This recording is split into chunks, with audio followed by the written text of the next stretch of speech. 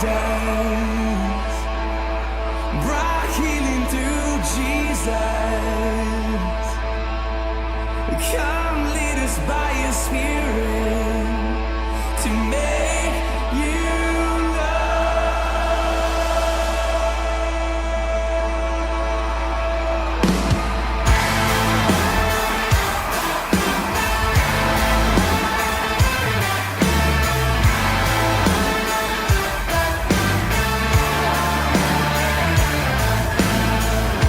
children of slavery, but of the one who set us free. We're not defined by the sin we've caused. We are known by what he's done. We're not children of slavery, but of the one who set us free. We're not defined by the sin we've caused. We are known by what he's done. Oh, Father, you have saved us. Jesus, come lead us by your Spirit to make you known, yeah.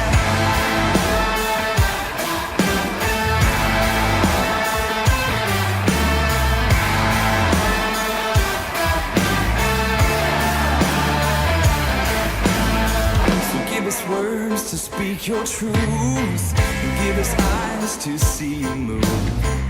Hear your sons and daughters sing your song, that there is power through the risen word, yeah. Oh, Father, you have saved us, brought healing through Jesus. Come lead us by your Spirit to make you known, yeah.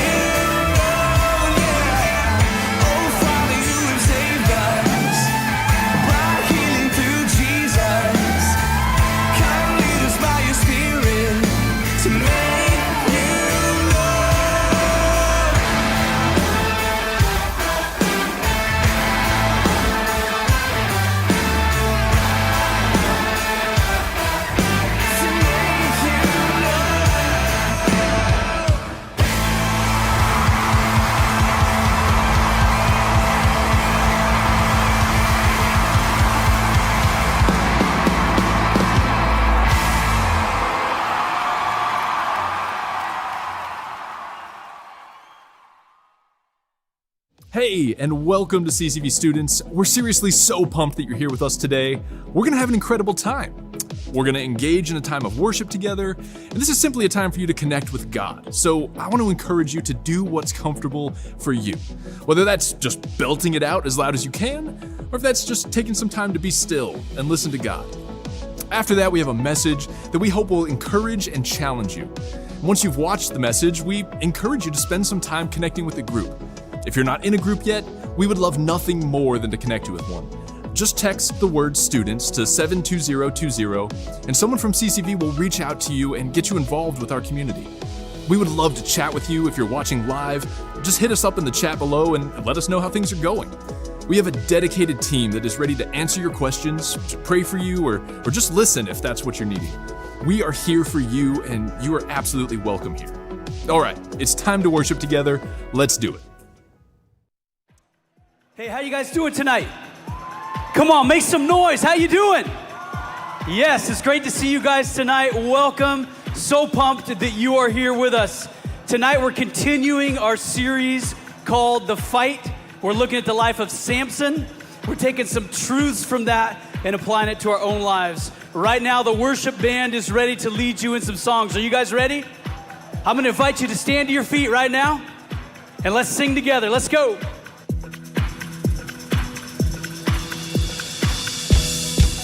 Hands up, come on. I close my eyes and colors fly. There's no hiding from your grace. I can't deny your heart for mine, and it's unrelenting chase. I was on the edge of deception, caught up in my own hesitation, until your love took over me. Come on, students. So I let go and I let love show me life like it's supposed to be. And oasis, here awaits us, all the freedom I'll ever need. Now I'm alive. Come on. Oh la la, oh la la. When I let go, then I find life. Oh la la, oh la la. When I let go, let's see you move. Come on, hey, hey. Oh, then I find life. Oh, hey. I let go, then I find life. The higher way is calling me to a life unlike before. The Father's heart is beckoning, and I can't resist no more. Lead me in the ways of devotion. I don't wanna get caught in the motions. My heart is only for you, Lord. Let go. So I let go and I let love show me life like it's supposed to be. And oasis, here awaits us, all the freedom I'll ever need. Now I'm alive. Come on. Oh la la, oh la la.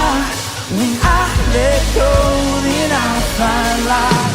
Oh la la, oh la la. When I let go, come on. When I let go, then I find life. Oh, when I let go. Front to back, hands up, students, come on. Can we make some noise? We're feeling good tonight. Yeah? Let me hear you sing.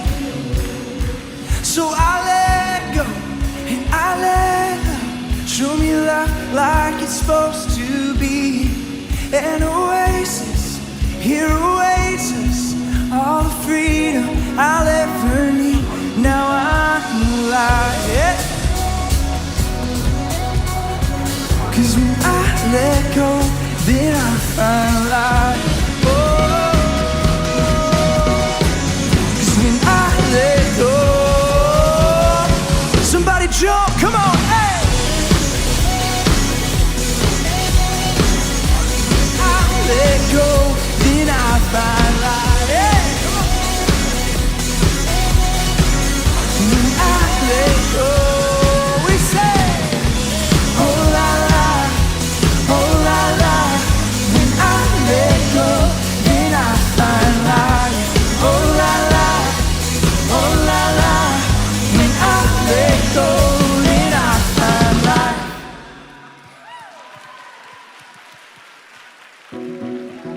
All right, students, let's keep it going in here. Come on.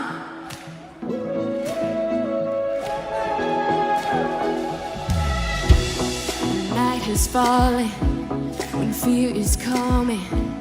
Still, you're calling me.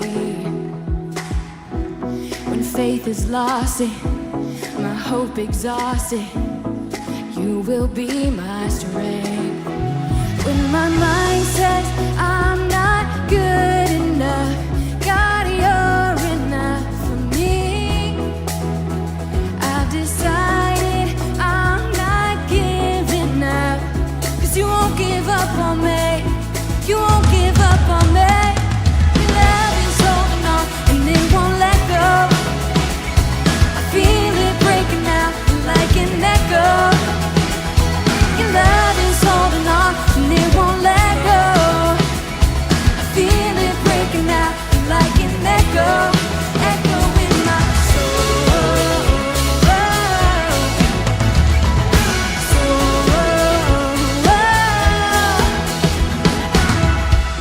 In every season, you keep repeating promises to me.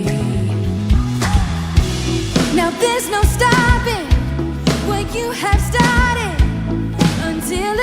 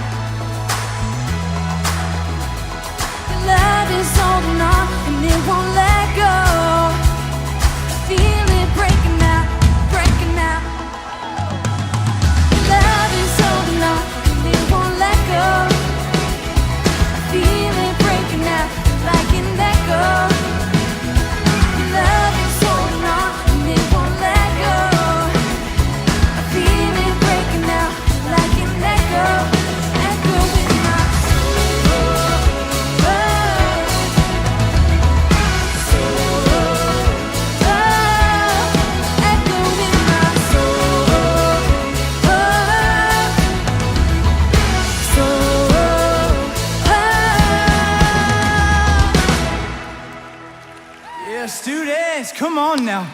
Man, we're gonna sing one more song together, but before we do, I just wanna say something really quick. We know that following Jesus is and always will be a fight. It's something we're talking about in this series.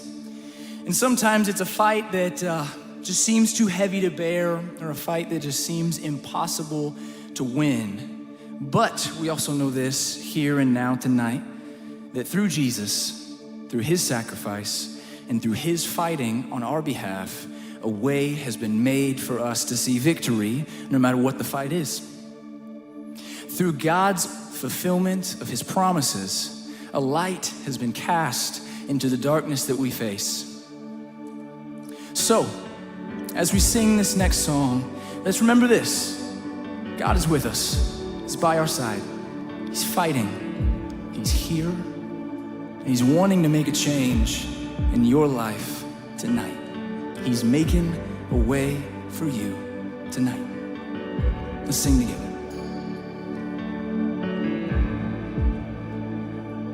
You are here. You are here.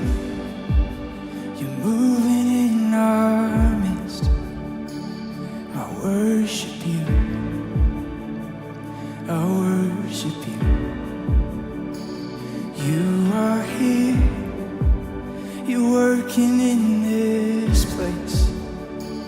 I worship you. I worship you. 'Cause you are here, moving in our midst. I worship you. I worship you. 'Cause you are here. You're working in this place. I worship you. I worship you. He's making a way. You are waymaker, miracle worker, promise keeper, light in the darkness. My God, that is who you are. Do you believe it? You are waymaker, miracle worker, promise keep, light in the darkness. My God, that is who you are. You're here.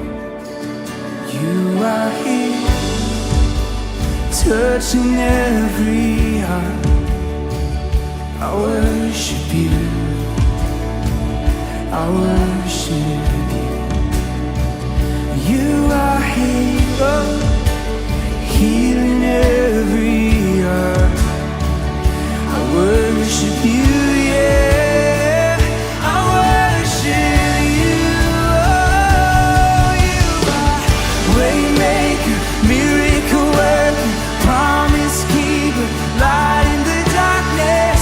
My God, that is who you are. Oh, you are waymaker, miracle worker, promise keeper, light in the darkness. My God, that is who you are. We believe that that is who you are. That is who you are. That is who you are. That is who you are. That is who you are. Oh, that is who you are. That is who you are. That is who you are.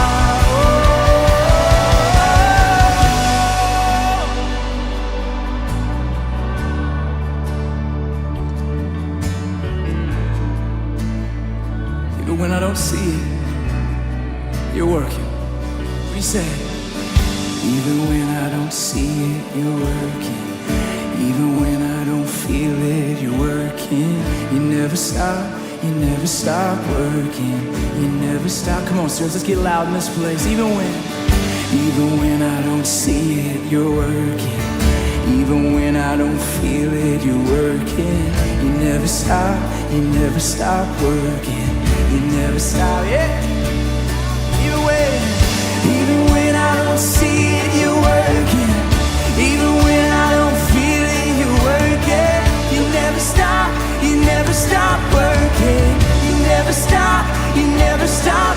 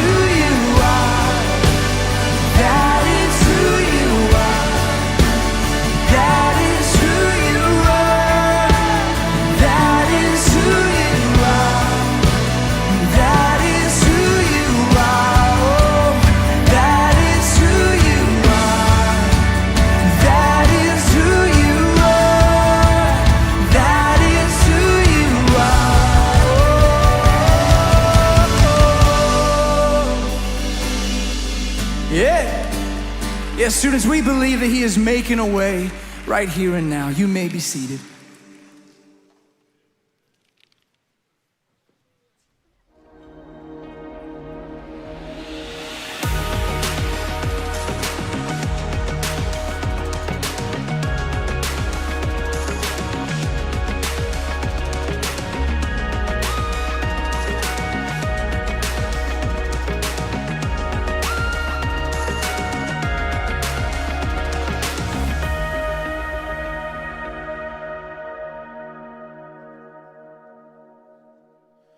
Yo, what up, CCV students? This is exciting. I'm glad you're here.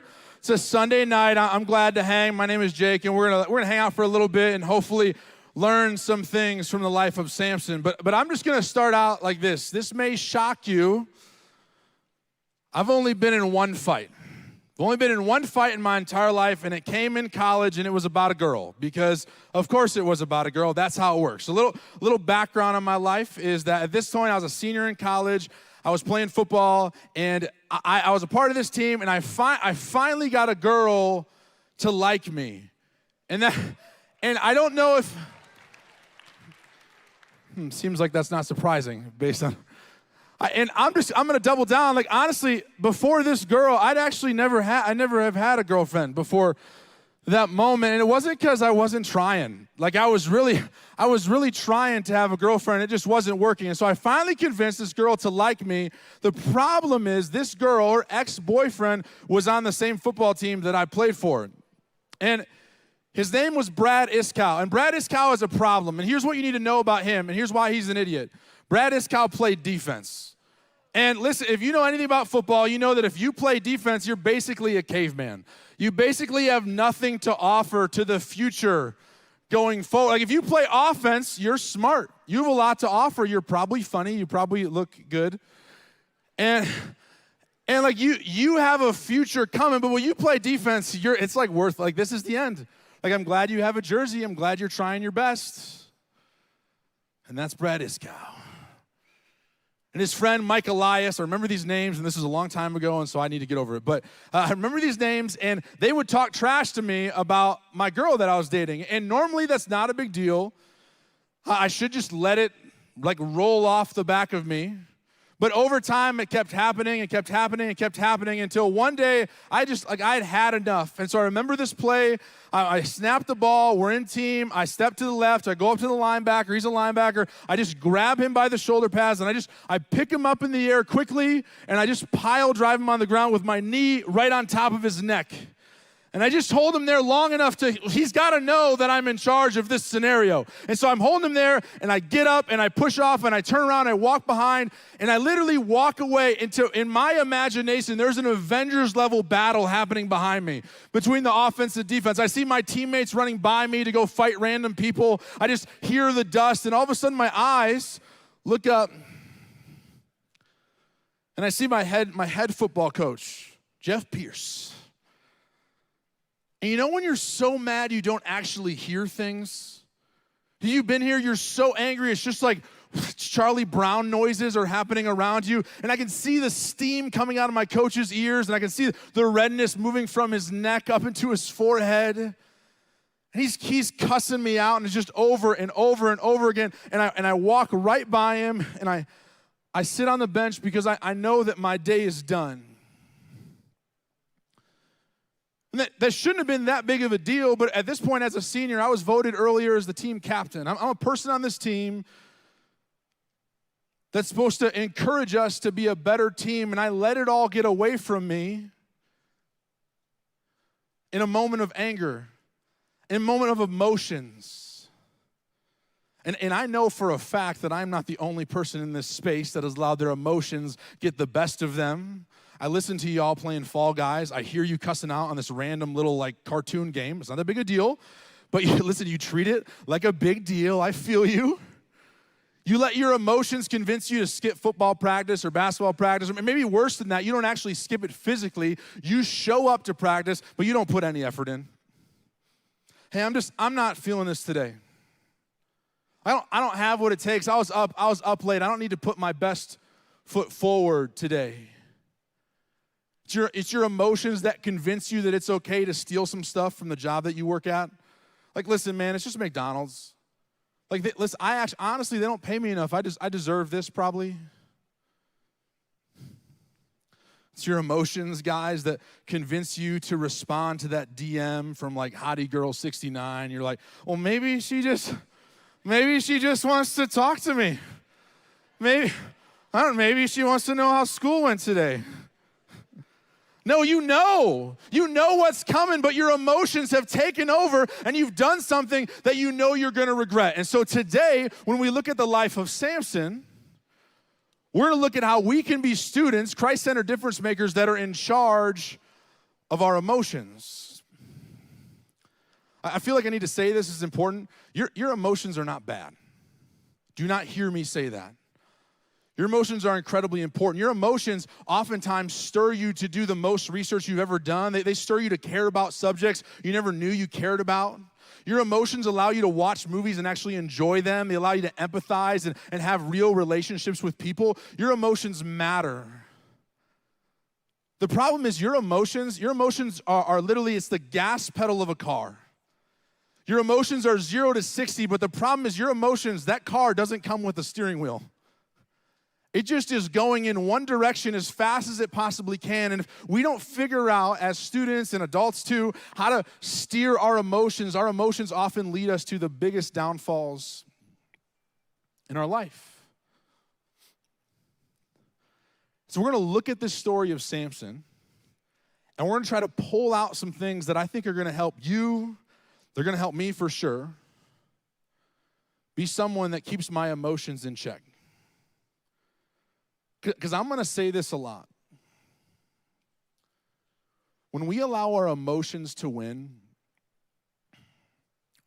when people look at our life, they don't get to see Jesus. They just see our emotions. When we allow our emotions to win, that's all they see. They don't see Jesus in our life. And when you sign up to be a Christ-centered difference maker, the goal is Jesus, not your emotions.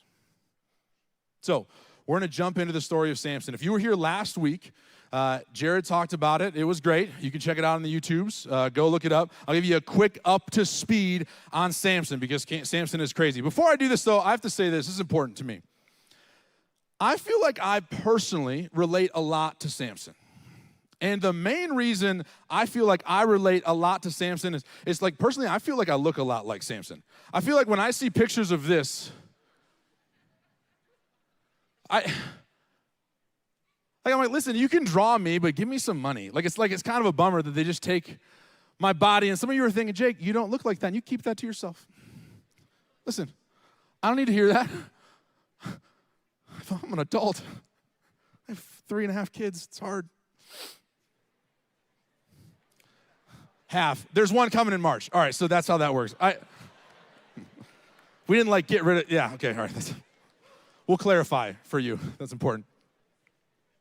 So obviously I look like Samson, but the other reason I relate to Samson is that actually I allow my emotions to steer my life. I allow my emotions to show up, and when I'm angry or frustrated or excited, I forget rationally like everything else, and I just respond to these emotions. So I feel like I relate to Samson in so many ways. And I'm going to give you a quick run through of what happened last week in Samson's life because it is important. So here's the bullet points. Samson was called by God to be a Nazarene. And what that means is he took this vow to be set apart from God. Here's the 3 things. Never supposed to drink alcohol. Never supposed to cut his hair. He's never supposed to touch unclean meat. That's how you were set apart by God in the Old Testament. Now what's awesome is we're set apart because of the fruits of the Spirit. We got love, joy, peace, patience, goodness, kindness, gentleness, self-control. That's how we show that Jesus is in our life. But it's different then. It was different then.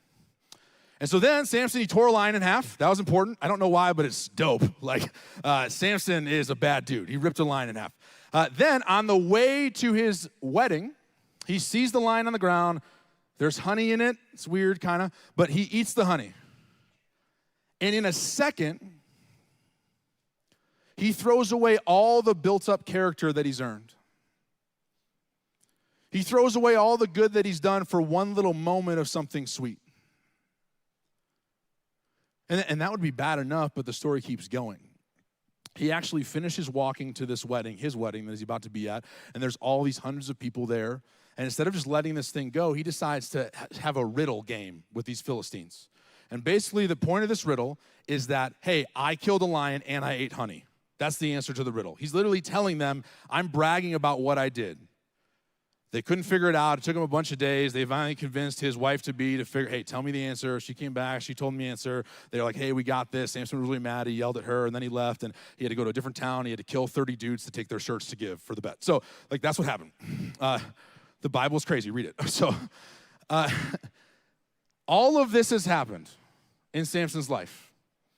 And that's not even the crazy part. We're going to read the crazy part right now. So it keeps going right now in Judges. Follow this, read your Bible. It says this, after some days at the time of the wheat harvest, Samson went to visit his wife with a young goat. Because that's, I don't know what you do, I guess. All right. And he said, hey, I'll go to my wife in her chamber. But her father would not allow him to go in. That's a bummer. Her father says, hey, I really thought you were utterly, like you hated her. So I gave her to your companion. Why not just take her younger sister instead? She's more beautiful anyways. If you were like, my mom would do that. I could say if she would do that. And Samson said to them, hey, this time I shall be innocent or in regard to the Philistines when I do them harm. So literally this is what Samson does. He goes and he went and caught 300 foxes, which honestly, if you asked me before this message how many foxes existed in the world, I feel like I'd be like over under like 250. Like I've never even seen a fox. Where are you finding 300 foxes? And Samson, when he found 300 foxes, he tied them together, he lit their tails on fire, and he sent them out into the fields. And this isn't just like a funny ha-ha thing. When they go out into the fields, he literally cripples this country's economics for the next year. It shuts down all this country's doing economically. And he just quick makes it happen. So it keeps going. It burned all the stacked grain and the standing grain as well as the olive orchards. The Philistines said, who has done this? And they said it was Samson because he has taken his wife and given her to his companion. It keeps going. And the Philistines came and burned her and her father with fire. And Samson said to them, wow, if this is what you do, I swear I'll be avenged on you. And after that, I will quit. And that's the end of that story. As you can see, Samson has some serious emotional problems. He is the champ of letting his car drive with no steering. And so what we're going to do is we're going to look at this story and we're going to pull three things that I think are going to help us be students that actually take some ownership of our emotions. So I'm going to say this again one more time. Your emotions are good. You heard me, right? Your emotions are good. We're just going to steer our emotions. Second, if you're here today and Jesus is not like for you yet, hey, I came last week. It's cool. They have pizza. There was churros.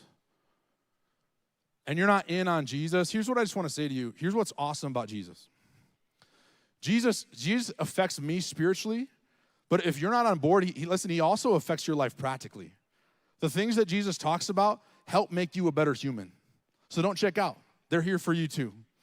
So we're going to talk about that. So first way, this is important. The first thing that we do, we got to make sure that we don't let our emotions rob our witness, which in other ways, once we say we want to follow Jesus, the point of us being a Christ-centered difference maker is that people see Jesus in our life. And when someone doesn't see Jesus, it's robbing our witness. So here's the first thing. Our emotions rob our witness when we blame other people for our problems. Samson came back. His wife was given to someone else. And he instantly goes to blame the Philistines. And here's the issue with Samson. Samson, you're the dude that took the vow. You're the dude that killed the lion. You're the dude that ate the honey. You're the dude that told the riddle. You're the dude that called out your wife in front of all these people. Like the things that are happening, it's not the Philistines' fault, Samson. It's your fault. And don't we do this all the time? Aren't we so quick to blame other people? There's a bunch of you dudes going home after this. You're going to hop on COD with the boys, and the first thing you're going to say is you're going to say, hey, listen, this noob kid, he's just camping, man. He's camping. He's shooting me every time. He knows where I'm coming back. How is their gun so good? Honestly, guys, listen, I'm sorry I'm playing bad. My computer's just lagging a little bit. And here's what you need to know. No, you just suck at Call of Duty. Listen, you're just bad. You're bad at it. Quit blaming other people. Come on. And there's a bunch of people in this space right now who have complained literally today about online Zoom school. And I know you have. How am I supposed to learn online? How can I learn through Zoom? It's impossible. Hey, You've been in your pajamas since March, man. Like, every time you're in class, you're really just on TikTok. Like, take some ownership. It ain't Zoom's fault. It ain't Zoom's fault you're bad at school. It's your fault you're bad at school. It's so easy. It's so easy for us to blame other people for our problems. And Jesus has got something to say about that. He says this in Matthew. Hey, why do you look at the speck of sawdust in your brother's eye and pay no attention to the plank in your own eye? Hey, when you sign up for Jesus, when you sign up to be a Christ-centered difference maker, Jesus is putting a mirror on your life. You got to care about you. You got to worry about how you respond, how you pursue Jesus. We got to be Christ-centered difference makers that ask for forgiveness, that take ownership, that don't allow our emotions to convince us that it's not our problem. I think the second way that we got to make sure our emotions don't rob our witness is we got to make sure that we actually think through the consequences. Samson's consequences were big time. Samson's consequences literally were that his wife-to-be and her dad was murdered. That's some real big-time consequences. And I think for us, when we act in our emotions, we have practical consequences, sure. But I think a lot of us, we don't realize that there are actually some massive spiritual consequences to us acting emotionally. And here's what I mean. There's a bunch of people in this space right now, and you know who you are. It's in your Instagram bio. CCDM, John 3:16, I heart Jesus, prayer emoji. And you're at school and you invite people to church and you broadcast, hey, I go to CCV, it's awesome. Hey, Jesus has changed my life. But when you get in a circle of people, when you're around your friends that don't come here, does your life look any different?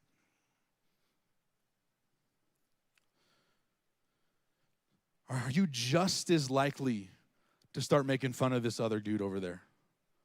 Are you just as likely to start gossiping about your friend that isn't here?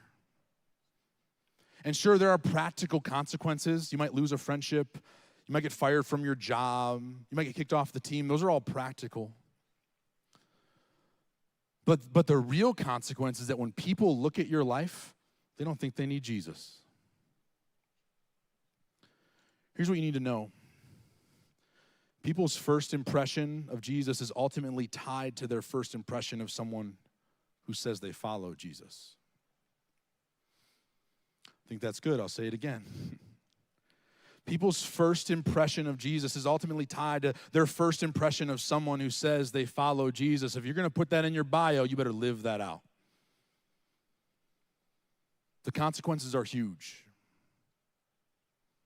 You're literally stopping people in your friend circle from wanting to pursue Jesus. We got to think through the consequences. James, the brother of Jesus, he says it this way: my dear brothers and sisters, take note of this. Everyone should be quick to listen, slow to speak, and slow to become angry.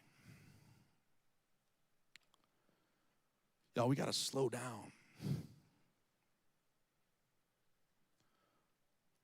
We got to stop just long enough to think about the stakes. What is at stake when we respond with our emotions? We want to be students that don't blame other people. We want to be students that think through the consequences. And lastly, I think our emotions can rob our witness when we feel like we need the final say. And this is my life.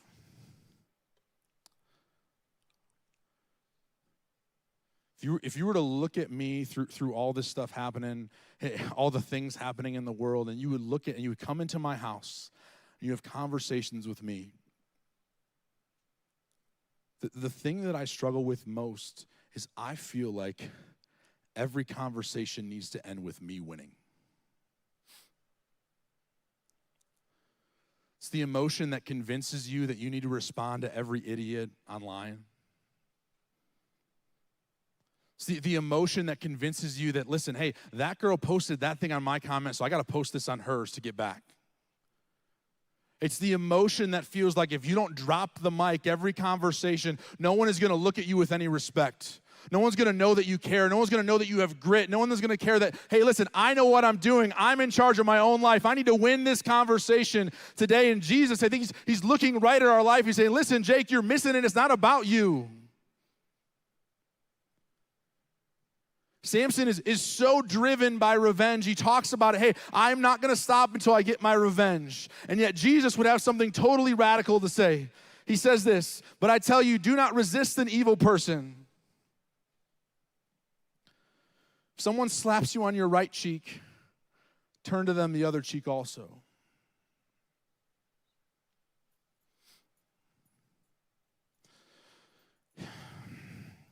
Here's what I know. I know that none of you have ever convinced anyone to change their entire point of view because you had a great argument. But I do know that some of those arguments have ruined friendships. I don't know anybody who's changed their viewpoint on anything because you had the best thing ever to say on Facebook. Man, but I know for a fact that there are people in your life that have seen that post and now are never going to come to church. Because if that person says they follow Jesus, how come I can't tell? How come they don't look any different than me? They say they have hope, they say they have purpose, and it just doesn't seem like it. They don't live for someone else, they live for them.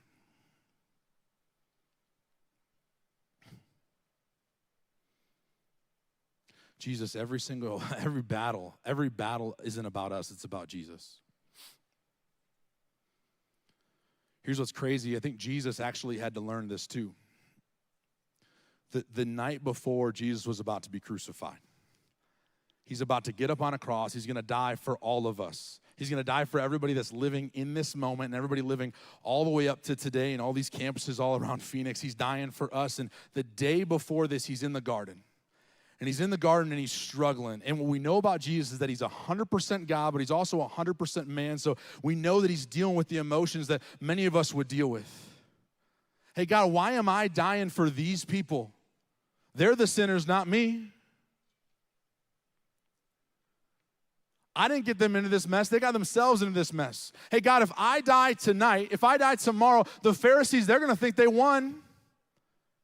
I got to show them. I got to make sure they know that I'm king. If I go now, they're going to think they won. God, remove this cup from me. Take this away. I don't want to do this. And I think God is looking down at Jesus and he's saying, listen, hey, I know tomorrow's going to suck, man. I know it's going to be the hardest day of your life. You're going to be tortured, you're going to be spit on, you're going to be cursed at. But if I remove you from this, you don't get to do what you were put here to do. Hey, in this moment, Jesus, it's not about you, it's about them. You're here so that all these people can have eternity with us. And I know it's hard, and I know it's difficult, but we got to see it through.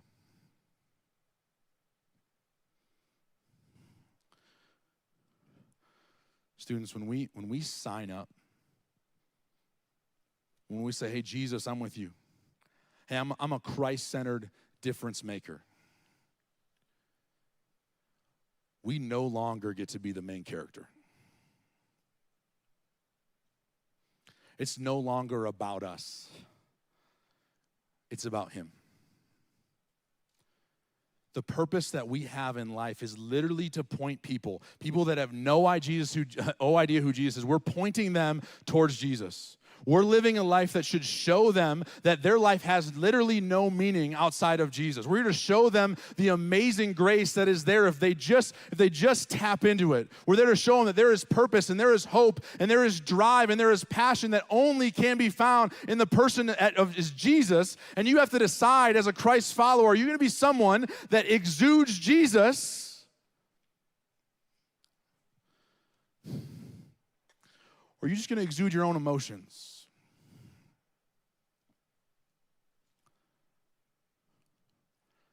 Here's what I know. As a Christ follower, when our emotions win, when we don't think through the consequences, when we blame other people, when we feel like we have to have the last say, when people look at your life, when people look at Jake's life, when people look at this church's life, they don't see Jesus, they see you. Can you imagine how this valley would change if they looked at us? They looked at this church, they looked at these Christ-centered difference makers, and they looked right past us and they just saw Jesus. That's what he wants. That's what this church wants. That's what your coaches want. And when you sign up for Jesus, that should be what you want. Let's be students that are in control of our emotions. Let me pray for us.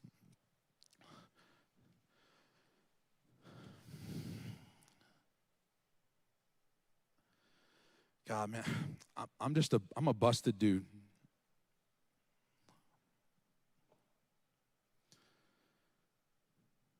If you hung with me for a while, you would see all the mistakes. You would see all the ways that I am like Samson.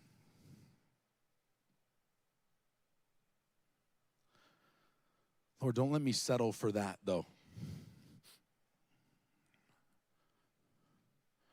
Don't let us be students that look back on our past, but man, I've been failing over and over again. What's the point of tomorrow? The point of tomorrow is that when people look at our life, they can see Jesus. God, work in us. Allow us to realize that we can't win this fight of our emotions by just trying really hard. We need you to take over. We need to take over everything that we're doing.